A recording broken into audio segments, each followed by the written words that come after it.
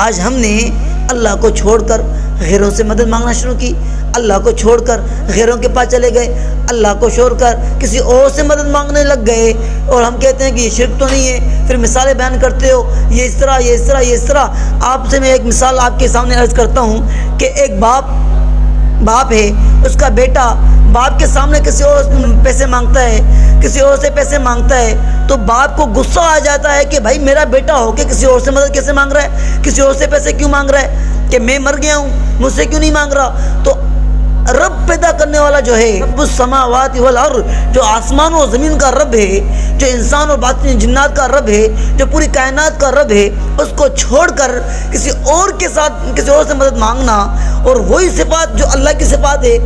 اور یہ عقیدہ رکھنا کہ یہ ہماری بات پہنچائیں گے، یہ ہماری بات آگے پہنچائیں گے، ہم گنہگار ہیں، ہماری بات نہیں پہنچتی۔ کہاں لکھا ہے کہ آپ گنہگار ہو، آپ کی بات اللہ نہیں سنتا؟ کہاں لکھا ہے؟